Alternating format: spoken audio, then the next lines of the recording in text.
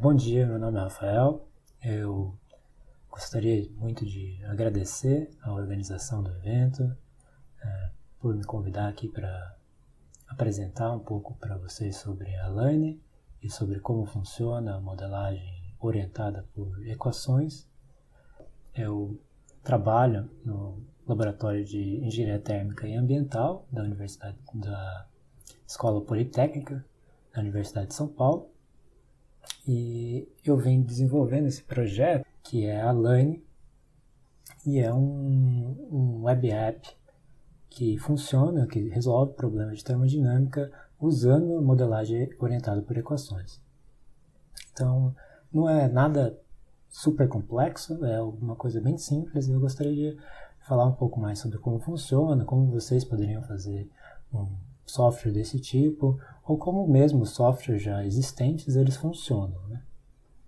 Então, sem mais delongas, né, hoje, o que eu queria apresentar para vocês é um pouco da visão geral, né, das diferenças desse tipo de modelagem, né, comparado com a modelagem tradicional que nós fazemos, e passar um pouco sobre quais são os passos, as peças que montam um software desse, né? Por fim, apresentar um pouco sobre a Lane, sobre esse projeto e como ele pode ser utilizado para exemplificação, para aulas, mais para fins didáticos no momento, né? Então, se vocês já estão versáteis em termodinâmica, por exemplo, vocês já conhecem alguns problemas, ou se lembrarem mesmo da matéria, né, durante a graduação, você vai se lembrar que tem vários probleminhas em que você tem um processo, por exemplo, e você precisa determinar os pontos, os estados em cada ponto. Aqui, por exemplo, eu dou um exemplo de um ciclo Brayton simples com regeneração. Então, tradicionalmente, se a gente fosse utilizar um software comercial, por exemplo, o Aspen Plus, Aspen Hysys, ou qualquer um bem popular, normalmente eles trabalham, salvo pequenas exceções, eles trabalham de forma sequencial modular. Basicamente, cada equipamento que você tem lá, ele é uma função que tem certas entradas e dá uma certa saída. A saída, no caso, é a condição aqui da corrente. Então, o computador, para resolver o problema desse tipo, ele faz algo parecido com isso. Então, ele primeiro calcula com base nas funções que já tem pré-estabelecidas lá no software, calcula as saídas e usa como entrada do próximo equipamento que está ali no processo. E se você tem, então no caso aqui, né, começaria do compressor, seria para esse primeiro trocador aqui, que eu dividi em dois, mas poderia ser um equipamento só. Depois vai para uma função combustor, e essa função combustor alimenta aqui a função turbina, que alimenta uma função aqui do segundo trocador. Só que para você resolver essa função do trocador 1, por exemplo, aqui, veja bem, você precisa de um certo input ali que não está disponível, às vezes, para você quando você for calcular. Então o software ele joga um chute inicial e ele, a partir desse chute inicial, ele consegue fechar a função como ela trabalharia. E depois, né, ele verificaria se aquele chute que ele jogou, ou que você jogou para ele está condizente com o resultado se você fosse calcular tudo. E aqui tem um looping, então ele vai fazendo esse looping aqui até chegar em um critério de parada. Uma outra alternativa para você resolver esse mesmo trabalho em vez de você descrever cada equipamento aqui, vamos dizer assim, como uma função fechada, um objeto, né, você descreve todo o problema como um conjunto de equações. E a diferença disso é que, uma vez que você consegue descrever esse problema como um conjunto de equações, você pode utilizar algum algoritmo, né, já especializado para encontrar raízes, no caso, né, ou para encontrar soluções, no caso, é esse tipo de algoritmo que eles chamam de root finding, que dado um chute inicial, que você pode dar, ou o software ele vai fazer algum chute inicial, ele consegue achar a solução. Então, se você vê aqui, esse tipo de solução ela não depende daqueles reciclos, aqueles loopings de cálculo, como o sequencial modular. E isso pode ser uma vantagem quando você está modelando sistemas com muito desse tipo de inter-relações. Então, se você tem um sistema que tem muitos trocadores de calores, ou tem muitos reciclos, esse tipo de modelagem pode ser vantajosa.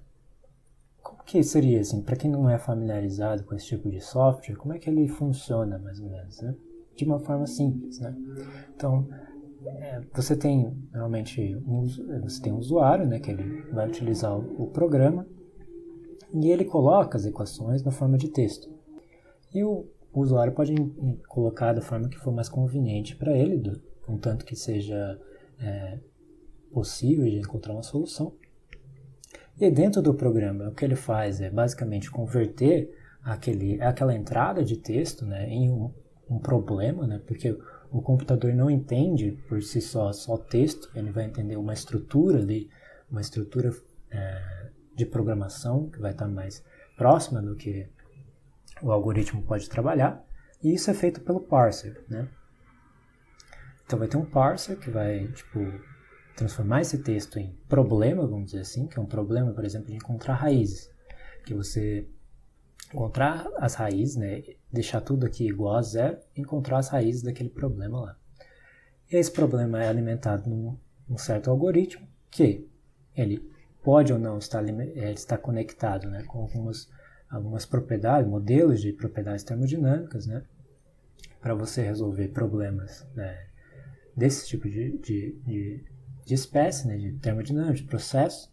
Então você vai precisar de algum auxílio, de alguma biblioteca de propriedades. E por fim ele irá disponibilizar a solução, né, que ele encontrou uma dessas soluções.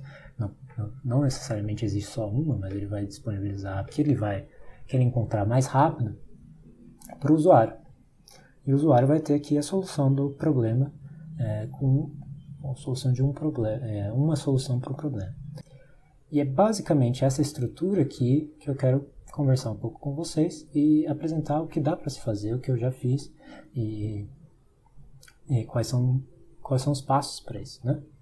Então, primeiro, né, se vocês lembram ali dos passos que eu coloquei, a gente precisa fazer alguma forma, né, de interpretar as entradas do usuário, porque o usuário, né, ele poderia, se ele tivesse versatilidade, por exemplo, em programação, por exemplo, inserir o problema dele de uma forma mais próxima do que a linguagem de computador vai entender. Por exemplo, aqui, né, existem vários algoritmos lá no Python que resolvem os problemas de procura de raízes. Só que você precisa inserir da forma que o algoritmo foi construído, ok? Então você tem que definir uma função, essa função tem que receber um certo vetor, voltar outro vetor. Então, existem esses empecilhos que às vezes, para uma pessoa que não é versátil em programação, ele vai ter esses problemas, né? Então, não é necessário a gente ter esses problemas, né? Então, é muito mais conveniente para a gente escrever de uma forma, esse mesmo problema, por exemplo, de uma forma assim, que seria como a gente inseriria numa calculadora, uma calculadora programável, uma calculadora que poderia inserir essas variáveis, né? A gente pode inserir aqui o nome de uma variável que a gente quiser, eu coloquei x e y, mas poderia ser qualquer outro nome, inserir as operações aqui de uma forma que eu acharia mais conveniente. Note que eu poderia inverter a ordem das equações, poderia colocar esse 1 aqui do outro lado da equação, seria livre para essa forma. O problema é que a gente precisa converter esse texto para alguma coisa que o programa entenda e consiga calcular também, né? Então, como é que a gente pode fazer isso? Isso já é um problema já resolvido há muito tempo na computação. E ele se chama parser, né? Um analisador sintático, seria em português. Ele basicamente pega um texto, interpreta ele e gera uma árvore de expressões. Então essa árvore de expressões vai ser a forma como o computador vai conseguir avaliar, né, aquela equação que está inserida como texto. Então, note bem, essa árvore de expressões seria o quê? São vários nós que se ligam. Né? Então, no caso aqui, né? E cada nó tem tipo um operador. Então, por exemplo, se o computador perguntaria, né? Tipo, ele resolveria essa árvore inteira recursivamente. Então, ele perguntaria, por exemplo, para esse nó, olha, quanto que você vale? Ele falou, olha, meu valor é menos, a esquerda menos a direita. Então ele vai perguntar para a esquerda, qual é o seu valor? Ele falou, meu valor aqui ó, é o 2 vezes o x. E uma vez que eu dou um valor de x para essa árvore, ela consegue então resolver essa operação de vezes, e depois de uma vez que resolveu a operação de vezes, ela consegue resolver a operação de menos.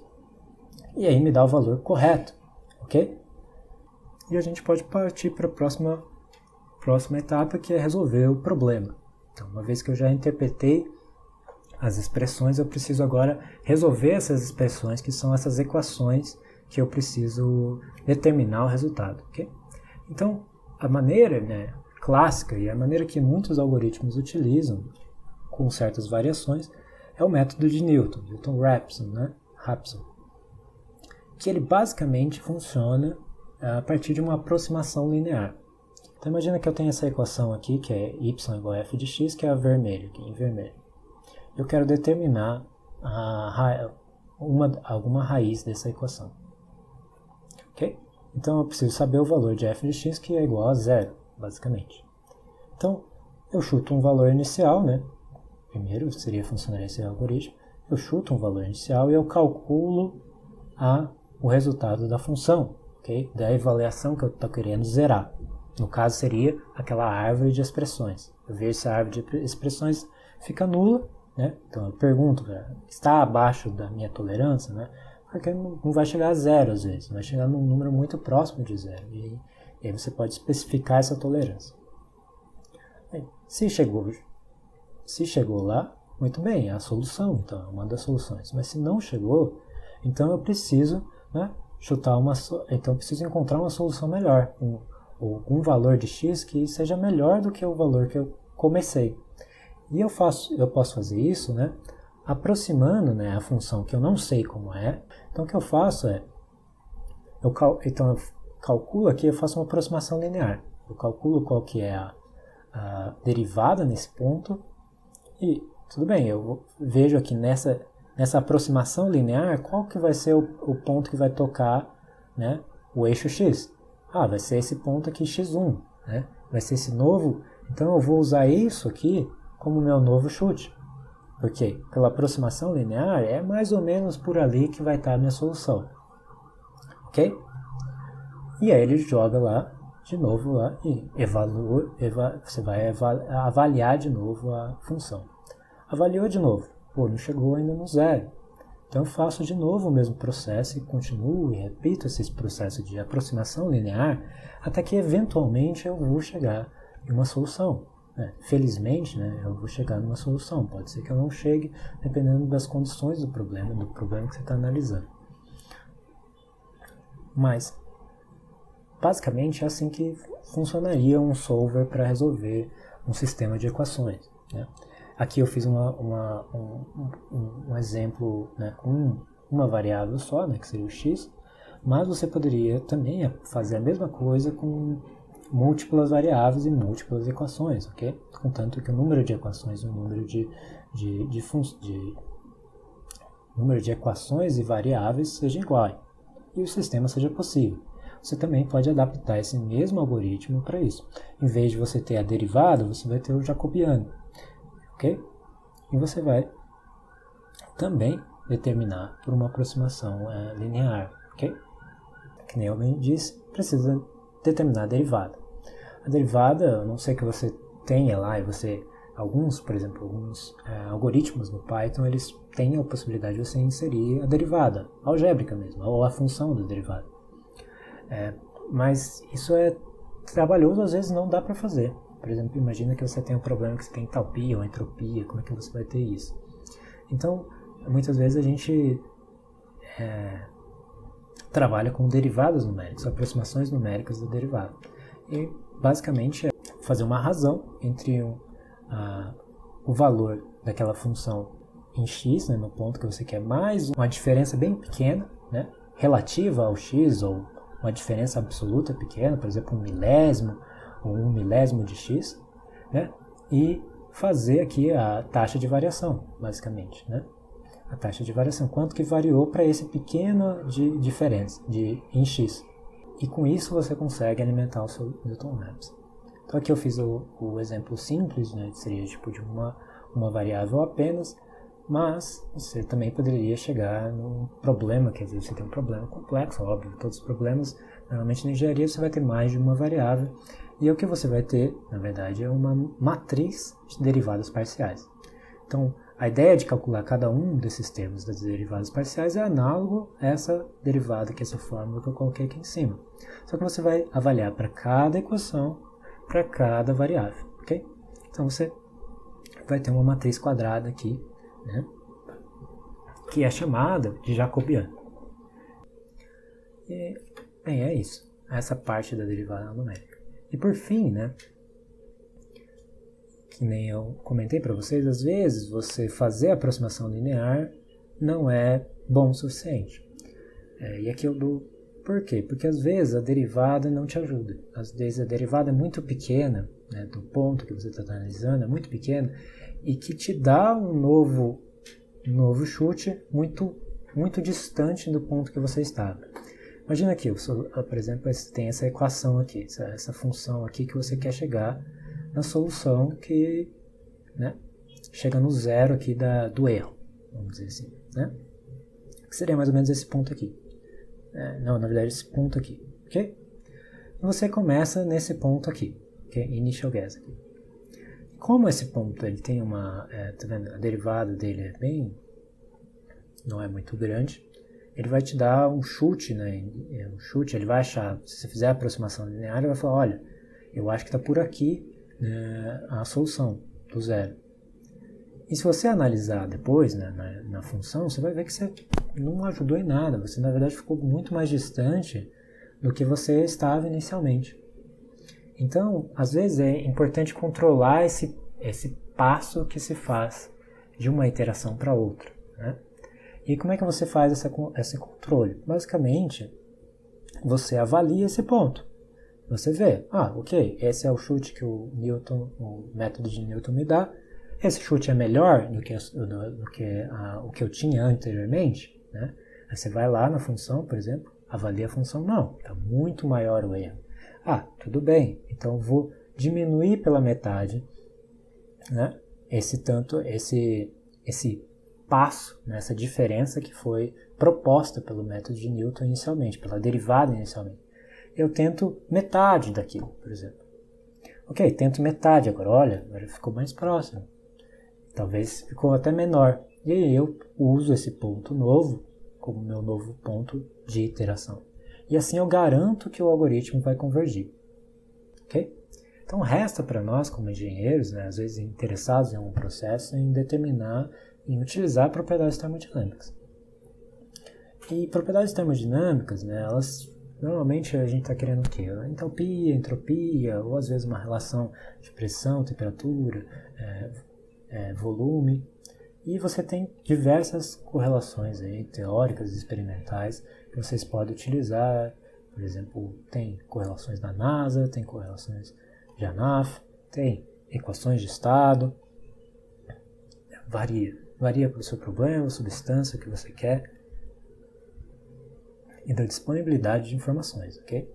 Então, como é que seria a cara, mais ou menos, dessas correlações, né? Eu dou aqui um exemplo bem simples, que é as correlações da NASA ali para espécies químicas, muito utilizado para equilíbrio químico em softwares de simulação de combustão.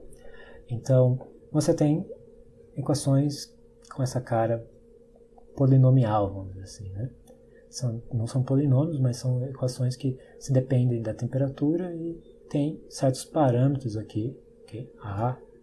No caso aqui A de 1 a 7 e B, que são determinados para cada substância. A forma das equações é a mesma, os parâmetros aqui se diferenciam para cada substância. Felizmente, né, tem já soluções prontas e muito boas, né, para esse tipo de coisa, porque isso aqui é muito simples, na verdade.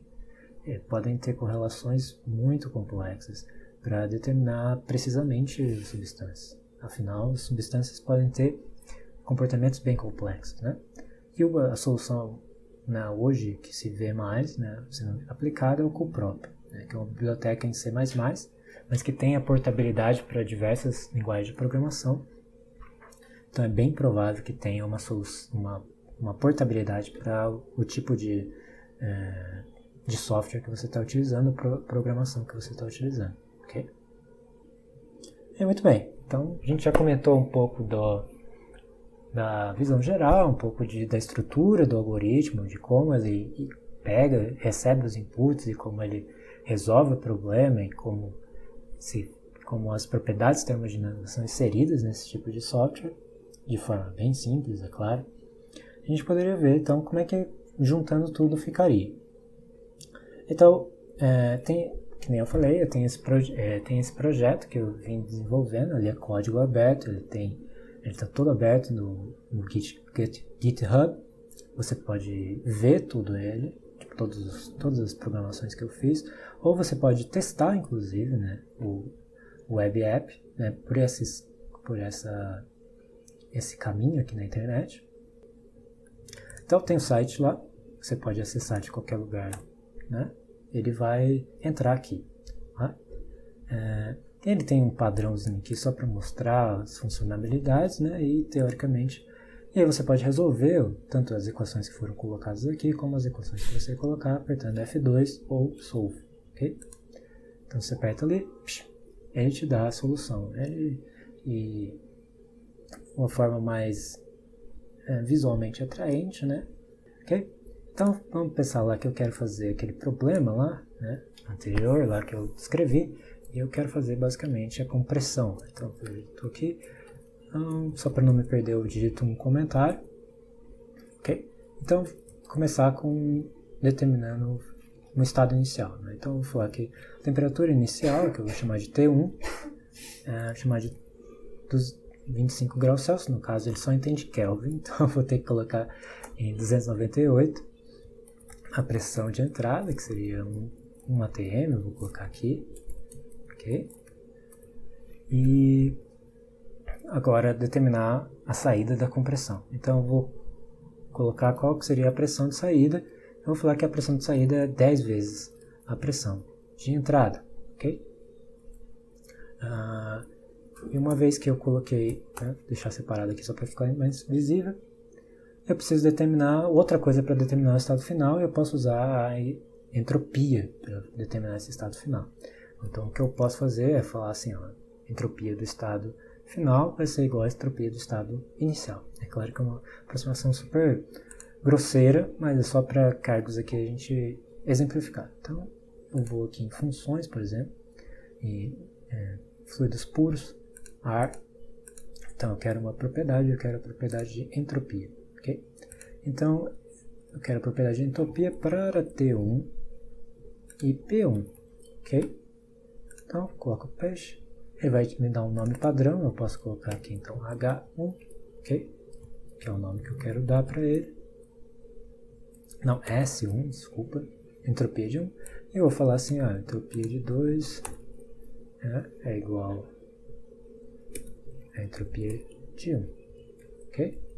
Então eu posso fazer a mesma coisa para entalpia, ok? Entalpia.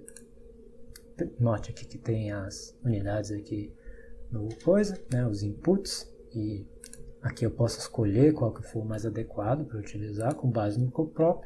Se você já utilizou o cuProp, vai ver que é as mesmas funções do cuProp, né? Eu coloco aqui, ok? Então H1, então eu já tenho entalpia e entropia do primeiro estado, ok?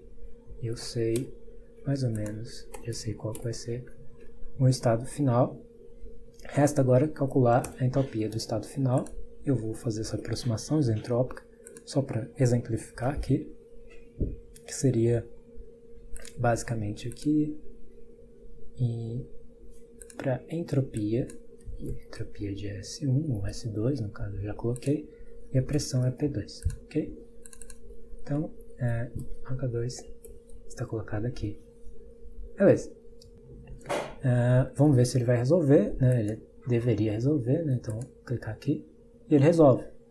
Então, ele utiliza lá as constantes que eu determinei, né? Eles alimentam aqui as funções do cuprop, determina quais são essas propriedades, ok?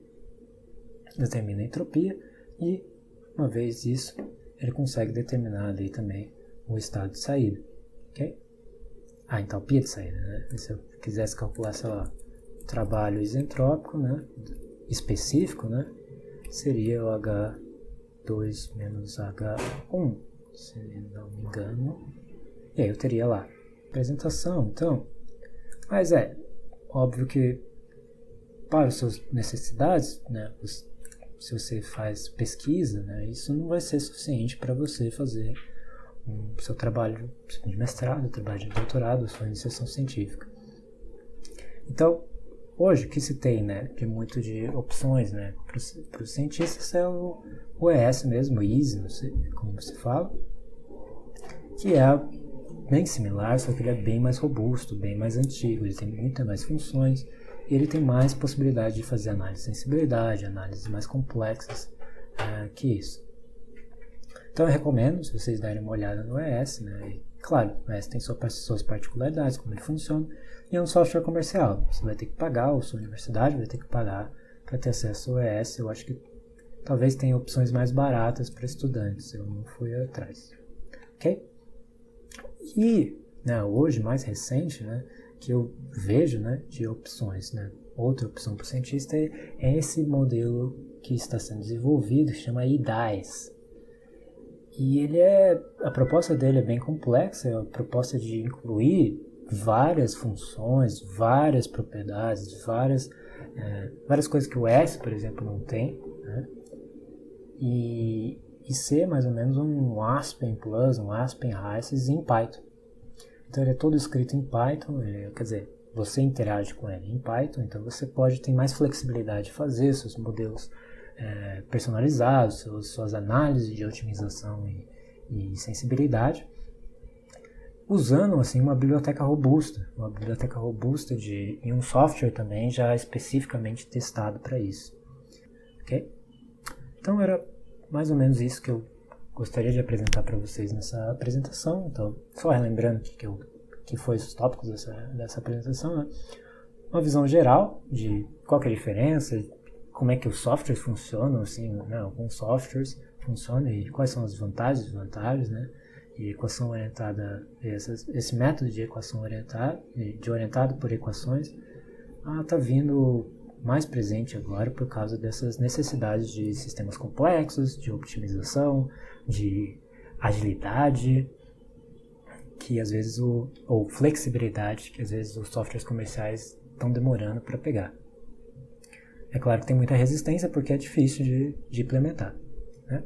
E depois a gente deu um pouco dos bastidores, né, de como funciona, como faria um software desse, como ele funciona, e até exemplificando ali com o programa Line, né, como é que dá para juntar, né, eu juntei, né, vocês também podem juntar, qualquer pesquisador com um pouco de conhecimento de programação pode fazer isso, e pode melhorar, pode fazer isso às vezes para, que nem a gente está querendo fazer, para fins didáticos ou fins até de pesquisas, quem sabe no futuro. Ok? Eu gostaria novamente de agradecer a atenção de todos, né, que estão presentes assistindo, e gostaria de também novamente lembrar aí a organização, obrigado à organização por chamar para fazer essa apresentação pequena, e em qualquer dúvida, qualquer comentário, vocês podem interagir comigo por e-mail, ou mesmo podem visitar a página lá do GitHub e ver por vocês mesmos como é que foi implementado tudo isso, ok? Então, agradeço a todos novamente e abraço a todos.